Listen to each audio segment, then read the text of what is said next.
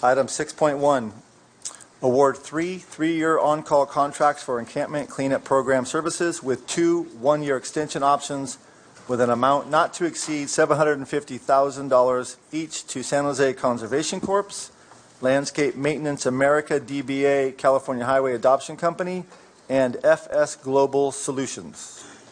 Staff report, please. Good evening. My name is Bryan Rodriguez. I'm an analyst trainee with the City of Gilroy's Public Works Department. The city issued a request for proposals in December of last year.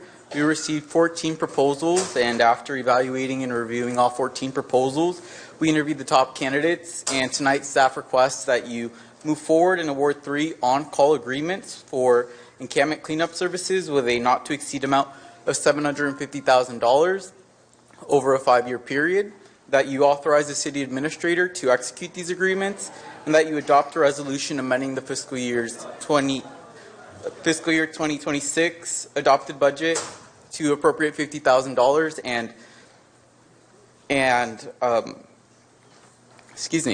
and also amend the fiscal year 2027 budget and allocate and appropriate $100,000 for that fiscal year. And then future years and future allocations, we're estimating about $150,000, and that was going to be subject to City Council approval, so it'll come back in the future. This presentation is focused on public property cleanup. You'll hear more in future items about the city's efforts on homelessness. This item is really just about how we tackle cleaning up encampments. All work that we do is in coordination with the city's Quality of Life Officer program. Once QOL requests support from Public Works, we send out our maintenance workers, and they go and provide that service. Recently, we've been trying to reach out to private contractors to see if they could augment that service, which has meant that each location has to be quoted separately, and it's creating some real inefficiencies and operational delays. Currently, we have about 4 full-time maintenance workers in our streets, trees, and storm drains division, and that's the division that's primarily responsible for cleaning up these encampments. We do have 6 employees in our parks and landscaping who could potentially support that division, but for all 10 employees, the real goal is to focus on routine preventative maintenance of our city infrastructure and the right-of-way. So graffiti abatement, weed abatement, park restroom cleanings, sign replacements, and responding to other requests for service. We did an analysis of just the Public Works employees. We found that from mid-December to the start of this month, we've cleaned 14 encampments, and over 400 hours of labor were dedicated to that effort. That resulted in about $50,000 of labor cost and $20,000 for equipment costs, for a total of roughly $70,000 in just over 4.5 months. These on-call agreements are set up for comprehensive site cleanup and proper disposal, full service contractor support, and documentation and coordination. So we're requiring from them to take before and after pictures of each location and to provide detailed reports kind of breaking down each encampment. And these are just 2 photos that kind of highlight locations where potentially we would be having a contractor service that instead of having city staff. We are recommending to move forward with 3 agreements to really just allow staff to have some operational flexibility and to control cost. Prices are going to be set for multiple years, and we could really align the scope of work and each location to the strengths, availability, and pricing of each contractor. All 3 contractors really bring their own unique strengths and skill sets and technical expertise, and they're really going to be good partners and assets for the City of Gilroy. We did make it clear, though, to each of the contractors that we're not going to guarantee a minimum number of call-outs or kind of any work, and we also understand that even if we do move forward with these 3 agreements tonight, we still anticipate staff to potentially assist with these efforts or provide cleanups outside of these contracts. We propose this program be funded through the city's general fund with an initial allocation of $50,000 in this fiscal year and $100,000 next fiscal year. No work will be assigned unless the City Council authorizes the funding, and we don't anticipate requesting more than $750,000 for the total program. Each contract is also set up at that $750,000 mark to just allow staff the flexibility to allocate the work to each contractor and be able to kind of match that scope of work to their skill set. And all three contractors are going to be sharing the budgeted allocation. After next fiscal year, we're going to come back to the City Council and request the future funding for the future years, and that will go through the regular budget development process. Again, we recommend that you authorize the three agreements for a not-to-exceed amount of $750,000 each, that you authorize the City Administrator to execute these agreements, and that you adopt a resolution appropriating the funding for this year and next fiscal year. I'm available, along with Director John Doughty, to answer any of your questions. Thank you. Okay, Councilmember Bracco. Yeah, I'm a bit confused now. As I understood it, that it was $750,000 each for three different companies. That's wrong?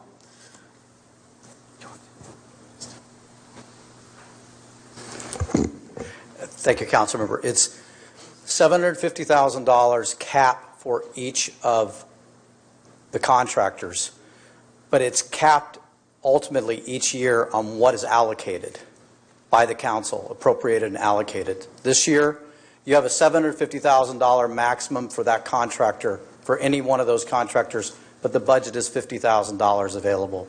This only provides us over the potential five-year terms of these to allow increases in budget without having to get budgetary authority necessarily to change the maximum amount of the contract. It just means every year we don't have to come back and basically ask for a new budget authority in terms of the contract amount, maximum amount. So I think I've totally confused the question on it. And why? In the end, your budget establishes what is going to be able to be charged against and used for this purpose. So you'll always have to come back to council to get approval to do a cleanup? We are under your budgetary authority that you're giving tonight. If you do this, for this year, we would have $50,000 between the three contractors to use for the remainder of this fiscal year, and $100,000 between the three contractors for next fiscal year, unless we come back, unless there is a need, and the council gives us additional budget to do so, to increase the number, increase the amount. Okay, and I never remember the council talking about this. How did this come about? Whose decision was it to decide to do this? Well, this follows up 2024. You had a contract that was funded by ARPA funds, as indicated in the staff report. That provided, I believe, was a 3-year contract for camp cleanups. When ARPA funding went away, that project went away, or that funding went away, because that was a one-time only. Basically, what we're suggesting here is that we have very limited staffing. There is a cost associated with cleanup. There is also a lost opportunity cost when staff is handling the cleanup. So we're suggesting a combination of both, staff still involved in some work, but not in all of the work out there in terms of any encampment cleanups that are being orchestrated or facilitated through the Quality of Life program. Because a few years ago, we hired quality of life officers to work with this stuff. We were told that we needed equipment. We bought a dump truck and some other equipment to do cleanups. And now we're being told, well, we don't want to do cleanups anymore. So we just wasted all that money? I mean, we have city staff. If we need more, then we need to hire more. I don't understand why the answer is always spend a whole bunch of money and pay somebody else to do it. Because if you go like to the parks, they don't do a very good job. All of these contractors we hire, they do not a very good job. And then we're left holding the bag. So I can only say this back to the point, which is that it's lost opportunity. We can either do these cleanups and not be doing the other things that are asked for by the community, or we can basically bring in assistance to help deal with that. We believe basically when you start looking at the total cost of staffing, this is a better path of travel for certain specific terms of work, such as these encampment cleanups. But it's a choice. It's a policy decision. that seems to always be what we're told. And also, I wanted to point out on those pictures that were in that proposal, those are from a long time ago. And since we've had the quality of life officers, we haven't had those kind of cleanups where they were tearing part underneath the bridge and stuff. Forest Ave and Lewis. Yeah. Councilmember Bracco, if I could, those may be from a while back, and I'm not sure what the date of those. But I have been down there in my tenure here, which is about a year and a half, less than a year and a half, and I have seen the mess down in that same slough area. This is a constant battle of dealing with this. We did not plug in fake or old photos to basically try to drive this issue. I just want to assure you that. Councilmember Fugati? So in a full year of next year, it's $100,000. And how many person hours are you planning on recovering in lieu of that, since somebody's going to be doing it on the outside? Well, we've indicated that up through this point, we're at what? 430 hours or so of staff hours that we're accounting for just in the 4.5 month period. So they're not going to take it all. You said there's an ebb and flow to it. Staff will do some of these cleanups just simply because they're a small area and we're dealing with that. But if you said it's more efficient, you know a number. Well, we would hope to gain at least 600 to 800 hours out of this of opportunity in the other areas. I don't think we could get a 1-for-1 over the course of the year, and 450 times 3. But I think you could at least for $100,000, you're going to get somewhere around 700 hours of additional time. Yes. Okay, and this was already in our budget at what level from our already agreed to budget? Was it already in there, or is this an add-on to the budget? This is an add-on. That's what I thought. And so it's 750 max, like he said, right? So it's not 750. It's just so that you can have the opportunity. What about dump fees and hazardous waste removal fees and all of those kinds of things? Are those included in the contract, or is it labor only? Those are part of the cost associated with this equipment, dumping fees, disposal fees. So that's going to come back from our budget from the other side as well, then, because we wouldn't be doing it ourselves. Correct. Out of that same $100,000. Correct. Okay. All right. Thank you. Further questions from council? So it's good to know that it's set aside, but if we don't use it, we don't use it.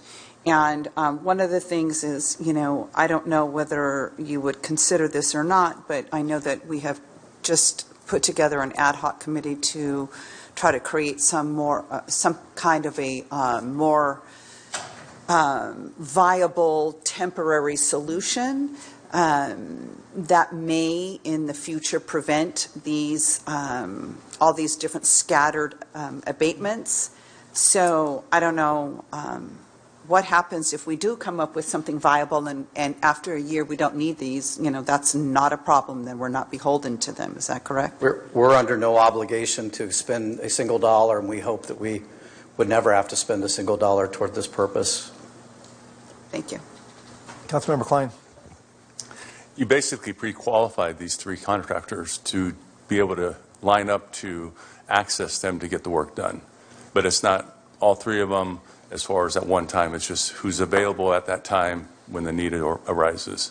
Who's available and who also has basically the best way to serve. Right. Some have more equipment. Some are very hand-based on the boots on the ground. Some are more equipment-based, and depends on the issue at hand. And it would be a performance issue then in how they perform the job at that given time. So you can evaluate that Correct. over that time factor too. Okay. Correct. All right.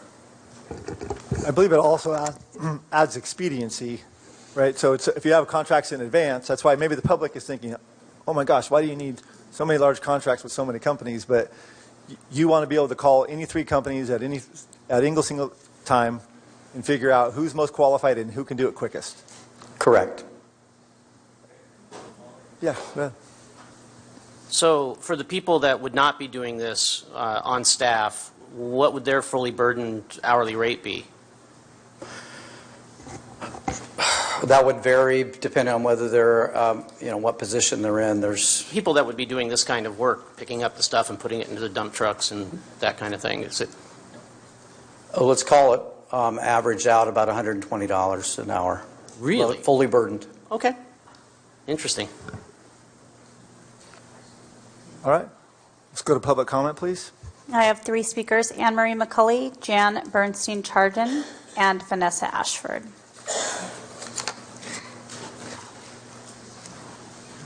So before we get too excited to not vote in favor of this, it is our only solution right now is abatement. That's all we have.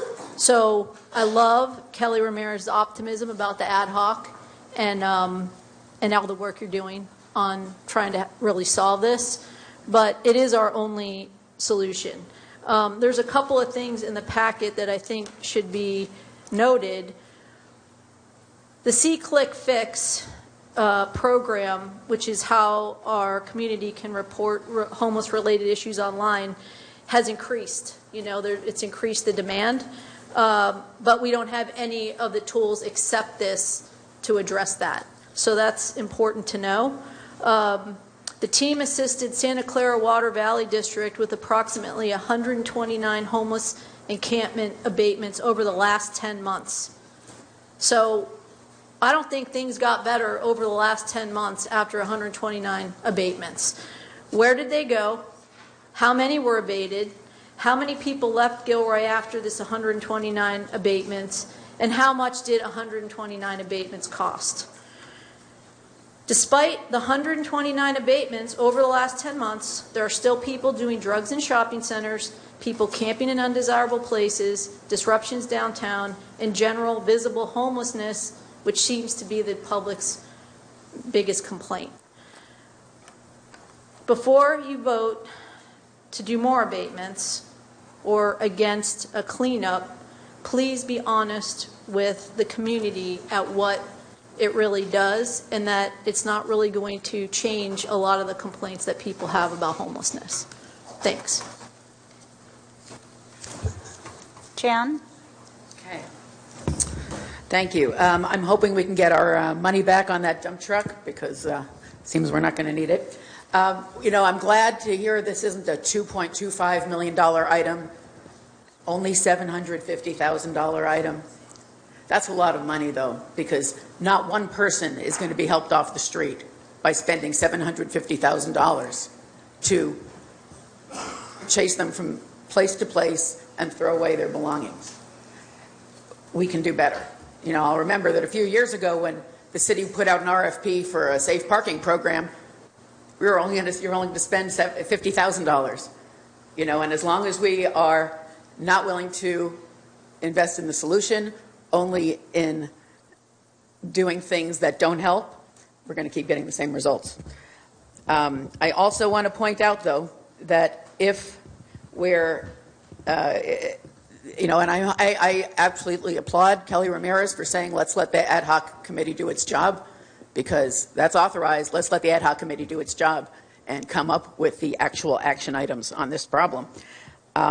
If abatement is going to be the way to go, you're going, though, I noticed that these contracts for the cleanup crews don't include something required by our city ordinance, and that is storage.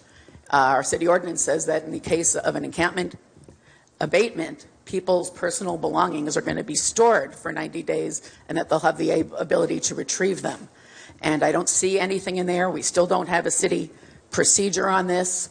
It is possible when the county does a cleanup, they actually do this. They actually store things. And I actually had the opportunity to help somebody retrieve their belongings. So if we're going down this road, which I absolutely hope we're not, we should at least be having the city obey its own ordinance. Thank you. Vanessa? Good evening, Mayor and Council. I wasn't expecting to speak on this, but I do have some specific questions and thoughts. One of the biggest challenges that residents have in Gilroy right now in securing and sustaining housing is living wage jobs. And I did a very quick, rough search on these 3 contractors, and I would like to know, before contracts are awarded, do they provide health benefits to their employees? Do they have unions that support them? I'm concerned about the mathematics involved of, well, we can get 700 hours from these low-wage workers who may or may not have health insurance and other benefits versus our city staff who are well provided for with benefits and provisions to take care of them.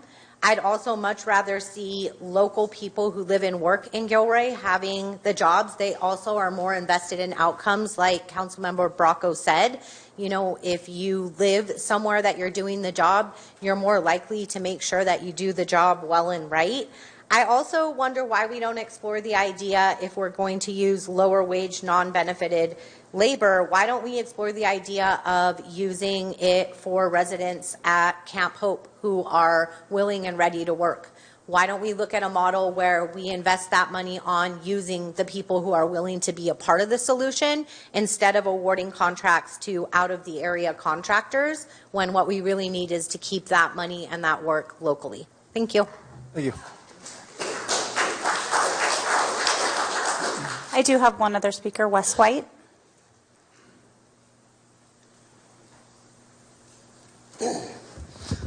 Hello, Wes White, Salinas Monterey County Homeless Union Co-President. Came up here because of the Camp Hope and then also this agenda item too. In Salinas, we actually had shelter in place during COVID, and that was actually, you know, cheaper. We ended up with camp captains out of those places. Each encampment, you know, they provided porta potties and dumpsters, as well as consider laundry and shower, as well as kitchen.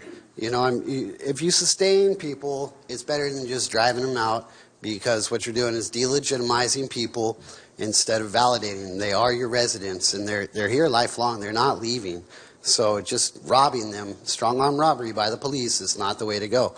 It's cheaper if you want to cooperate with people, create minimal health and safety standards. Camp Hope has their own set of rules that they go by. That is also minimal health and safety standards, respect, dignity for each other, and privacy. People need somewhere to be. This is already affordable housing. It's what they can afford. So you got to accept it and allow them to be somewhere, anywhere. If you don't want them there, then open up a place. But they are your residents, and you have a responsibility, actually, to take care of them on a level playing field rather than just eliminating them every time. Because you're going to see them again tomorrow. And is this money going for the homeless or in the name of, but never directly to? So you're going to spend $750. Like I said, it'd be a lot cheaper. Just the porta potties, and consistency is what people really need in life. Same thing. I'm a teacher, and you do that with children too. How is anybody not going to be traumatized or want to use drugs or feel like they can't get a job? Because who's going to hire them without being bathed and clean and, you know, someone you can trust? Because that's, oh my God, you know, they've been working there a couple months, but you showed up during the rain. Now you got to go because, oh, I found out you're homeless, so now I know I can't trust you, even though the record does not show that. There's plenty of people that are ready, willing, and able to follow directions. It's the limits. Permission is the most expensive part of all of this. You could easily validate people where they're at, offer, you know, minimal. You're supposed to be connecting people with services and continuum of care. I'm with the Leadership Council in Monterey, San Benito counties as well. I'm a voting member on the LEAD, the Lived Experience Advisory Directive. And these are proven solutions, really. If you validate people, they will steward the land better. They'll, you know, maintain themselves. And, I mean, do you really want them to get out of poverty, or do you want to just keep on stepping over people as if it's red carpet for you and that's all bloody bodies underneath it? So are you going to support life, or are you going to try to keep people on life support? That becomes an ultimate question. You are a public service, not just a business. Even though you are a city corporate, your responsibility is to people. And thank you so much for having 3 minutes, because in Monterey County, Salinas, almost all the jurisdictions, they only give you 2, and they even limit that. So I do appreciate there being an opportunity to address this jurisdiction. Help us stop the sweeps. Thank you, Wes. I have no further speakers. Thank you. All right, any additional, Councilmember Marks? I have to agree with Vanessa. I was thinking about that this past weekend. This project could ultimately cost the city over 5 years $2.2 million. That's a lot of money. And I think we have people in the encampments and in the city that would be very willing to get out there and work for a salary to help themselves out. And also it goes ahead and accomplishes what the city wants to do. So I have to go along with Councilmember Ramirez. I think this is something that the ad hoc committee should talk about. And then this item comes back in a few months, if not sooner, to see what suggestions you have all come up with. Thank you. Councilmember Fugazzi. I think, in looking at cleanups and camp cleanups and whatnot, using the same broad brush for every situation is not a good idea. I've spent a lot of time in the Uvas Creek Park Preserve doing trash cleanups and doing other things, and spent a lot of time. And you can see individuals who are unhoused who have a nice, neat tent and take care of their particular area. And then you will see other people crop up throughout the city who are not those same fastidious, let's just say, individuals in caring for the area like you would want a good neighbor to. I've put out, counting 13 fires underneath the bridge in Santa Teresa so far. One time I went down there, there was 26 shopping carts underneath the bridge that had to be abated. I've seen a jet ski pulled out of the creek preserve, 12 boat anchors. There's just different situations everywhere, and I'm not even trying to judge on the people who created that particular mess, but it is something that the community has to be able to clean up after. And so we have to look at these things differently, but it doesn't negate the fact that somehow or another we're going to have a service to clean up people's belongings. And I do agree, people's true belongings need to be stored so that they can have a way to have access to them going forward. As far as doing it with the city workers or doing it with outside help, the nice part about the outside help is it can go up and down. Councilmember Marks, it isn't, I think, from the description, and the city administrator can elaborate on this more, not $2.25 million. It really is only $750. It's just they want to have those contracts open and available, so if they don't have the ability to use one, they could use a different one. So that really is where it tops out. And it still has to come back to us. But I do think it's $750,000 each. Well, that is what they have a contract to have. Matt, you can maybe speak to this a little better than I will. Yeah, so there's a lot of numbers in here, and the answer is that 750 is a 5-year term for one contractor. And so it's $150,000 a year is what it comes down to, is what we're asking for a contract authority to have that at our disposal. And it's not that we're going to spend that. It's a tool. It's another tool in our tool chest to allow us the flexibility to be able to deliver on the service. And it's going to be about, the employees will get a fair wage, and it's about half price of what we would pay our staff. So where it's labor that's really the focus, or where we need additional help to be able to handle the workload, we would call in the contractor to be able to provide that service. And if I can give one extra example to help you out there too, it's as if two of those contractors were to just say no, okay, in 6 months, then they have the third one still to go to have all $150,000 a year for 5 years to go to. That's why they've structured it that way. But I'm going to trust you as the city administrator on the fiscal wherewithal on this one. We certainly don't want to staff to the peak. We want to staff to the middle and be able to scale, in my opinion, up if we need to as the need arises. So I definitely am in favor of this. If I can add on the fiscal side, so the council so this is a contract authority, but it doesn't give us the money to spend. It gives us the contract to spend against. So we still need the council authority for the dollars in order to be able to spend to abate the homelessness. So in this current year, through the end of that fiscal year, we're asking for $50,000. We won't have $150 to spend this year, only the $50, unless we come back and ask you for more. So you'll be able to track it, and we'll be able to report out on what we spent on an ongoing basis, so you can see what the expenditures are. One last comment: I will find something for the 700 hours that we're going to recover. Further comments or questions to my left? I have a question for Matt. So it sounds like to me, as you just mentioned, that the original ask is $50,000, and you're looking ahead 2 or 3 or 4 months. And I know others have talked about this ad hoc that we're going to talk about and come up with new ideas. I mean, all of that can still be considered, even though you're moving forward with a contract. Yeah, I think as our Public Works Director told us, there's no obligation to spend a single dollar here. So if we get through the ad hoc and decide that we want a different method of delivering the service, or if we're able to come up with a solution that ends the encampment cleanups, then we can stop the contracts. We don't have to continue spending on them. Okay, so then, and for Council Member Marks, I know you had some concerns about the pay, but as a city contract, this is all typically prevailing wage type of work. Is that what I heard you say? It's not a prevailing wage job. I don't. Oh, go ahead, Bryan. So yes, these contracts are, they fall under the prevailing wage requirements. They're over 15,000, so they will be, getting a prevailing wage, all the employees. I also would like to speak to, I can't speak to the health benefit side of it, but there is one of our contractors who, it has a particularly unique story, San Jose Conservation Corps.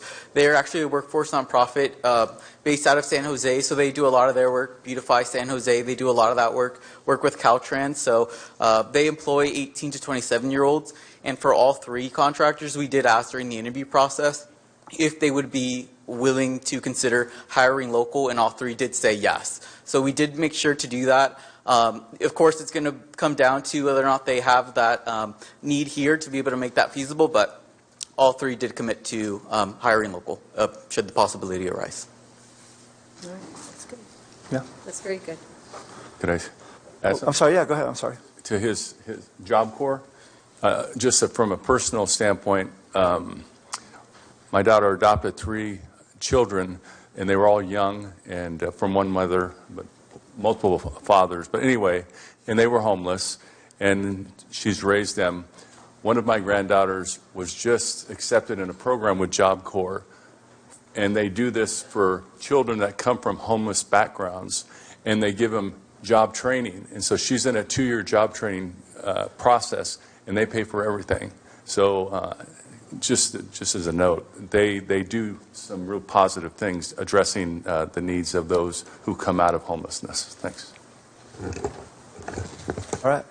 Well, it feels like we have some direction here. I'm going to go ahead and entertain a motion to authorize the city to enter into agreements into the amount not to exceed $750,000 each with San Jose Conservation Corps, Landscape Maintenance America, DBA California Highway Adoption Company, and FS Global for a 3-year on-call encampment cleanup program services with 2 one-year extension options, and authorize the city administrator to execute the agreements and adopt a resolution amending the fiscal year 2026-27 adopted budgets appropriating $50,000 from the general fund in fiscal year 2026 and $100,000 in fiscal year 2027 for this work.